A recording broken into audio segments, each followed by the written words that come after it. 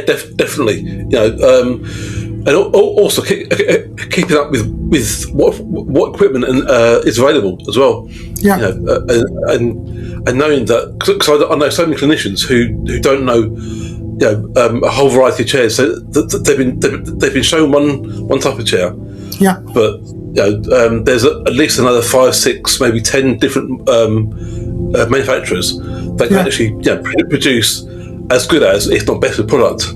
Yeah. Than they do. So they're not actually investing time in their own education to better sort of support their clinician, their clients. Yeah. I actually agree with you. The educational part is something that, like the continuous professional development, here and there, a lot of services, like the service where I am, you have in-service training, you have clinical supervision, you have things that help you stay on track in a way.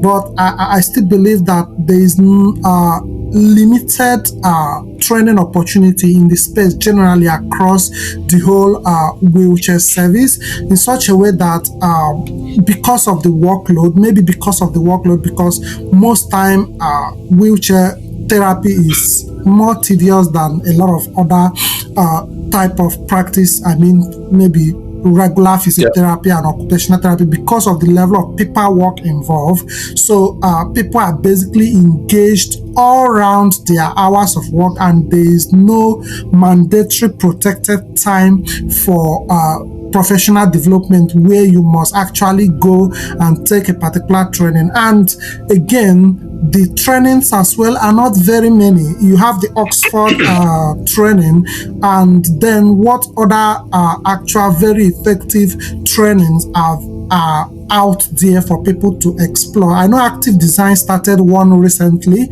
but that is very recent, and it is just in the pilot phase. They are still testing it.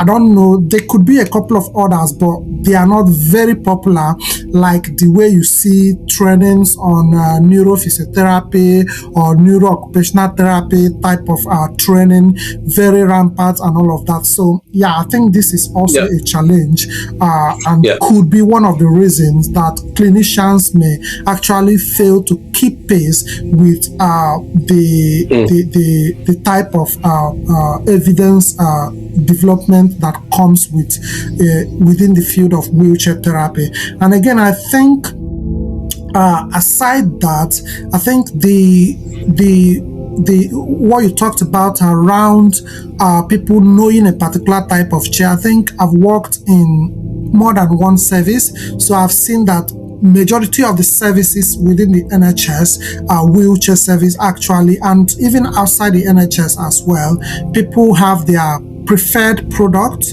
and this preferred product is what most of the time they want to basically try to issue those preferred products while trying to make sure that they meet the need of their customers. So I think this could also be a limiting factor in having preferred product, because if you have preferred product, there may be no chance for you to start thinking about other products that are available out there.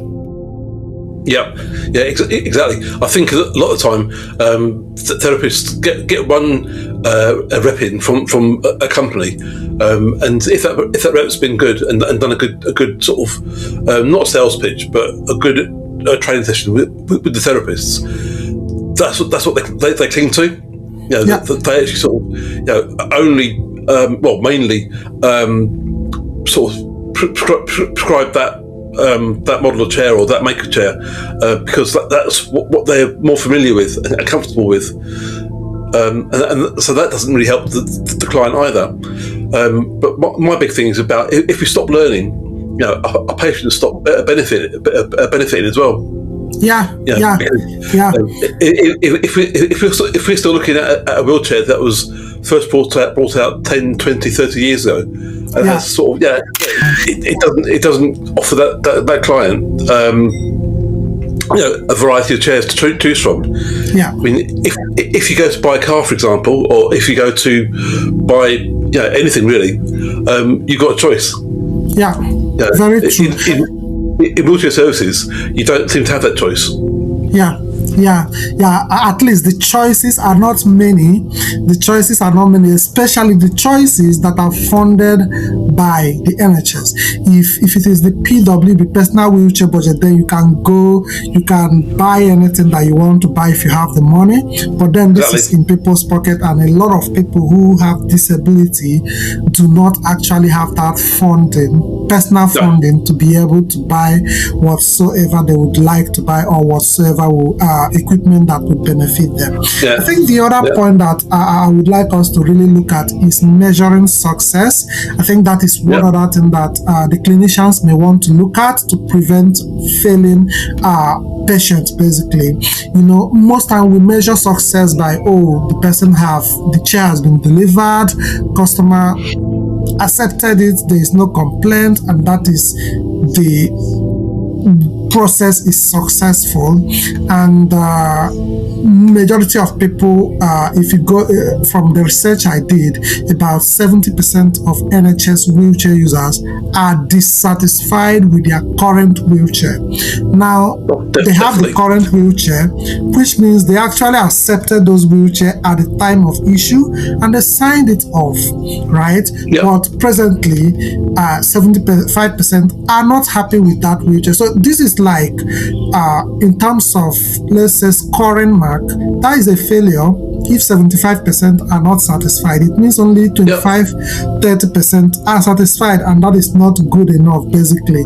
Now, I feel because success is measured with, the paperwork is completed, the prescription is done, the wheelchair is issued, and there is no that follow-up, and there is no way we actually measure what was this person able to do before that they can now do again, or what they cannot do after their illness, after the incidents that lead to them needing a wheelchair, that they can now do again with the wheelchair that is issued to them.